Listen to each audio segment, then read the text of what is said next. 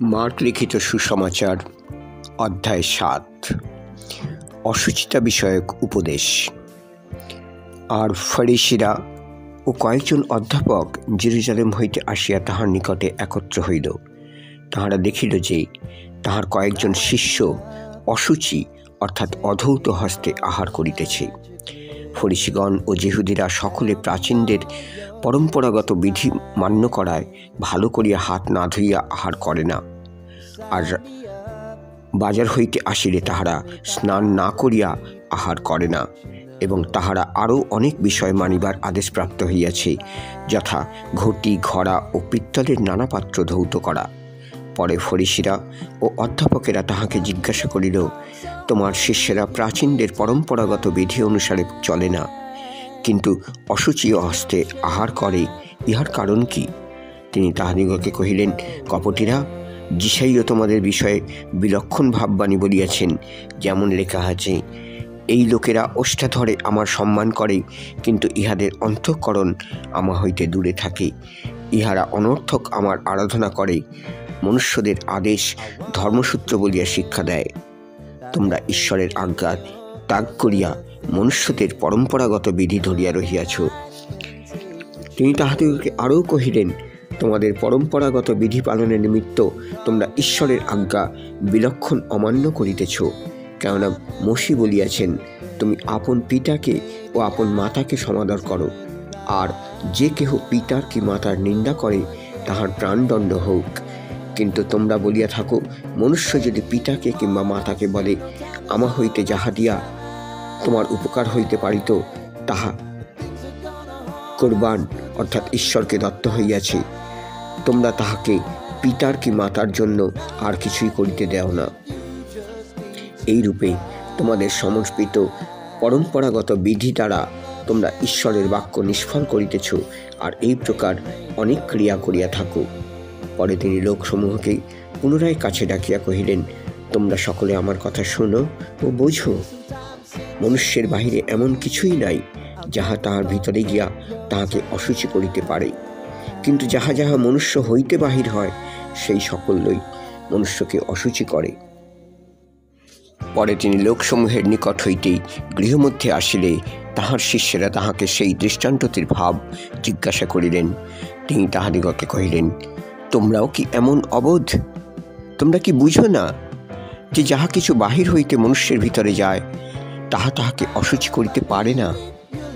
তাহা তো তাহার হৃদয়ে প্রবেশ করে না, কিন্তু উদরে প্রবেশ করে এবং বহিস্থানে গিয়া পড়ে। এই কথায় তিনি সমস্ত খাদ্যদ্রব্যকে সূচি বলিলেন।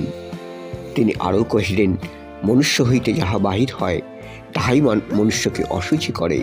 কেননা ভিতর হইতে মনুষ্যদের অন্তঃকরণ হইতে কুচিন্তা বাহির হয়, বেশ্যাগমন, চৌর্য, নরহত্যা, ব্যভিচার, লোভ, দুষ্টতা, ছল, লম্পটতা, কুদৃষ্টি, নিন্দা, অভিমান ও মূর্খতা।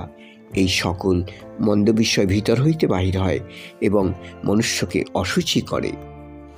প্রভু যিশুর আরও কয়েকটি অলৌকিক কার্য। যিশু একটি ভূতগ্রস্ত বালিকাকে সুস্থ করেন এবং 4000 লোককে আশ্চর্যরূপে আহার দেন, তদ্বিষয়ে শিক্ষা। পরে তিনি উঠিয়া সেই স্থান হইতেই সৌর ও সিদোন অঞ্চলে গমন করিলেন। আর তিনি এক বাটিতে প্রবেশ করিলেন, ইচ্ছা করিলেন যেন কেহ জানিতে না পারে, কিন্তু গুপ্ত থাকিতে পারিলেন না, কারণ তখনই একটি স্ত্রীলোক, যাহার একটি মেয়ে ছিল, আর সেটিকে অশুচি আত্মায় পাইয়াছিল, তাহার বিষয় শুনিতে পাইয়া আসিয়া তাহার চরণে পড়িল। স্ত্রীলোকটি গ্রীক জাতিতে সুর ও ফৈনিকি। সে তাহাকে বিনতি করিতে লাগিল যেন তিনি তাহার কন্যার ভূত ছাড়াইয়া দেন। তিনি তাহাকে কহিলেন, প্রথমে সন্তানেরা তৃপ্ত হোক, কেননা সন্তানদের খাদ্য লইয়া কুকুরদের কাছে ফেলিয়া দেওয়া ভালো নয়। কিন্তু স্ত্রীলোকটি উত্তর করিয়া তাহাকে কহিল, হ্যাঁ প্রভু, আর কুকুরেরাও মেজের নিচে ছেলেদের খাদ্যের গুণাগাড়া খায়।